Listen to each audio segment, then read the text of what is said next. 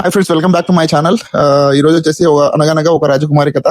ఒక పల్లెటూరు నుంచి వచ్చిన అమ్మాయి అంత పెద్ద స్టేజ్ మీద ఆమె లైఫ్ స్టోరీని ఒక్కొక్క పాయింట్స్ విధంగా సమాజానికి ముందు పెడతా ఉంటే అసలు ఎంత ఇన్స్పైరింగ్ గా ఉందంటే, ఆ అమ్మాయి వేసే ప్రతి ఒక్క క్వశ్చన్ ని కూడా అసలు ప్రతి ఒక్కరు కనెక్ట్ అవుతారు.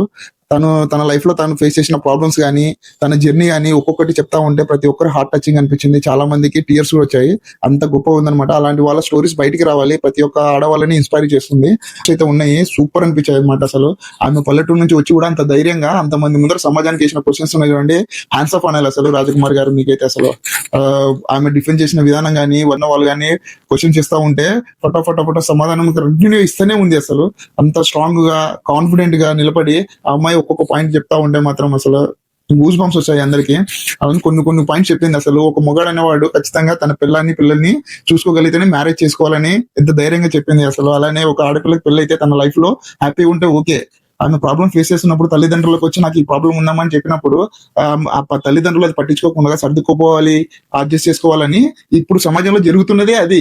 ప్రతి ఒక్క తల్లిదండ్రులు అలానే చెప్తారు, అలానే చెప్పి పంపిస్తారు. కాబట్టి ప్రతి ఒక్క అమ్మాయికి కనెక్ట్ అవుతుంది ఆ విషయం అనేది. అలానే ఒక అబ్బాయి తన తల్లిదండ్రులు ఆ అబ్బాయి మంచోడు కాదని తెలిసి కూడా పెళ్ళైతే మారతాడు అని పెళ్లి చేసి ఒక అమ్మాయి లైఫ్ ని నాశనం చేయడం తప్ప ఏముంటది అని ఆ అమ్మాయి ధైర్యాన్ని మాత్రం చెప్పడం మాత్రం, ఆమె ధైర్యానికి మాత్రం హ్యాండ్స్ ఆఫ్ అని చెప్పాలి. ఒక అబ్బాయి అనేటోడు 30 ఏళ్ళుగా మారని నీ కొడుకు పెళ్ళైన తర్వాత మారతాడని ఎలా అనుకుంటారని ఆమె ధైర్యంగా ఒక క్వశ్చన్ వేసింది చూడండి. ప్రతి ఒక్క తల్లిదండ్రులు కూడా ఖచ్చితంగా ఆలోచించదగ్గ విషయం అనమాట. ప్రతి ఒక్కరిని ఇన్స్పైర్ చేస్తుంది రాజకుమార్ గారి స్టోరీ. ఖచ్చితంగా ఇలాంటి వాళ్ళు బిగ్ బాస్ కి ఖచ్చితంగా కావాలి. ఎందుకంటే బిగ్ బాస్ ని ఆల్మోస్ట్ ఆడియన్స్ చూసేది ఫ్యామిలీస్ చూస్తారు కాబట్టి ఖచ్చితంగా ప్రతి ఒక్క ఆడవాళ్ళకి కనెక్ట్ అవుతుంది. ఖచ్చితంగా రాజకుమార్ గారు బిగ్ బాస్ లో ఉండాలని మనస్ఫూర్తిగా కోరుకుంటున్నాను. ఎవరెవరికైతే రాజకుమార్ గారి లైఫ్ స్టోరీ నచ్చిందో, చాలా ఇన్స్పైర్ అనిపించిందో, ప్లీజ్ కామెంట్ సెక్షన్ లోకి వచ్చి షేర్ చేయండి. అలానే ఎంతమంది రాజకుమార్ గారు బిగ్ బాస్ షోలో ఉండాలనుకుంటున్నారో చేసి షేర్ చేయండి. ఖచ్చితంగా మనం రాజకుమార్ గారిని బిగ్ బాస్ షోలో చూడాలి. ఎందుకంటే చాలా మంది లైఫ్ ని ఇన్స్పైర్ చేస్తారనమాట.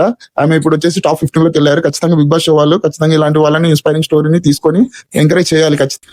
మరిన్ని ఇన్ఫర్మేటివ్ వీడియోస్ కావాలంటే please kindly subscribe our channel Madhumahi vlogs and like చేసి షేర్ చేయండి అండ్ బెల్ ఐకాన్ ఆన్ పెట్టుకోండి.